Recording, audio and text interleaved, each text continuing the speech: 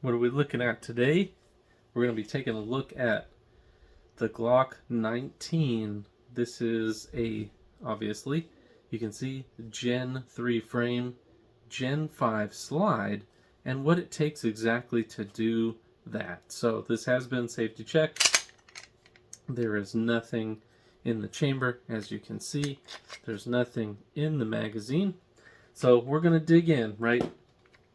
So first, everybody always asks why. Why don't you just buy a Gen 5 Glock? Well, the number one reason, finger grooves. Gen 5s don't have finger grooves.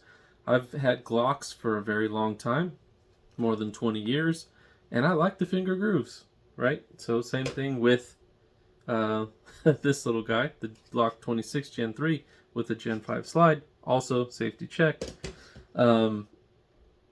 They have the grooves, right? So that's my number one reason. Number two reason, the MOS, SCS MOS. This thing sits so low, you can co-witness with factory irons, or factory height irons. These are not factory irons, right? And it has the grooves, so aesthetically it looks cool, right? Not absolutely necessary, but it looks cool. People say, oh, why don't you just get your Gen 3 slide cut? Well, by the time you cut the slide, you put the forward serrations that are super handy when you have an optic, because guess what?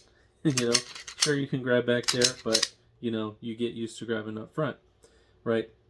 So by the time you cut it, put these grooves there, refinish the whole thing, it'll probably cost you pretty close to what you can just buy a whole darn slide for. So let's get into what else you need to do this. To do that, we got to take it apart. We're going to safety check it again because, of course, that's always a good idea, right? So still takes apart as normal. We'll set the slide down and hopefully it doesn't slide off. So the job up front is not super great. What I found is I did this with a Dremel and I clearanced it and I got all the room that I need for the nose. So the nose is bigger, of course, on the Gen 5 slides, as you can see here. It's bigger than the Gen 3 because they don't use and this one doesn't have it, but they don't use the dual spring guide rod assembly, right? So we'll get to this in a second. So for the frame, this is really all you need to do is to clearance this section out here for the nose of the slide, right? Other than that, this is all Gen 3, all Gen 3, right? So that part's pretty easy. And one thing I did learn before we move on from this is that a Dremel takes forever. This took me probably like an hour and a half to do and doesn't look super great, right? But there's no fitting issues, the slide's not running into it, etc. What I'm going to do for the next one, because I'm going to do more, is I'm going to get a spindle. So I'm going to get probably a 3/4 inch by 2 inch spindle, and then I'll just be able to go very slowly and remove the exact amount of material that I need. So that is the frame. Let's look at the slide. So the slide's actually pretty easy.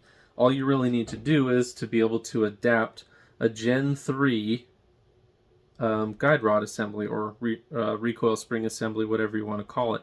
So to do that, you'll need to get an adapter that goes right in here to plug this hole because the hole is bigger there. So this one was from NDZ and it allows you to use, this is a tungsten guide rod, but it allows you to use the steel type guide rod with your Gen 5 slide and Gen 3 recoil spring assembly setup.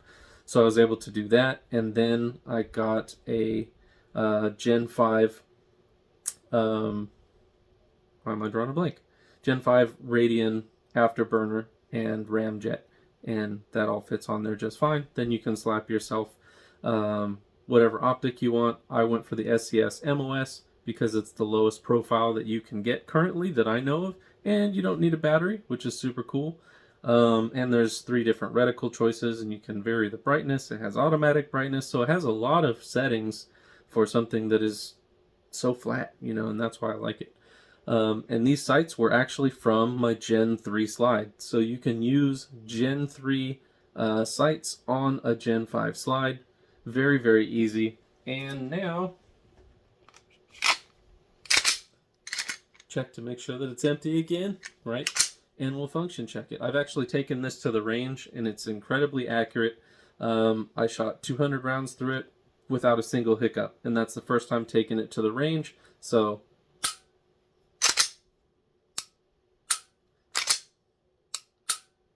as normal, regular function check, right? And you don't hear the firing pin assembly rattling around in there or anything like that. Empty magazine, locks back. Had zero issues, guys. So if you want to do this, you can do it. Like I said, a lot of people ask why, or why didn't you just buy a Gen 5, etc., etc. Well, also I'm in California, so it's a little bit more of a convoluted process to get a Gen 5 Glock. So this is something that you can do to get where you want to go without having to buy a Gen 5 Glock if that's not the way you want to go. Like I said, finger grooves for me, that's where it's at for Glock. Thank y'all.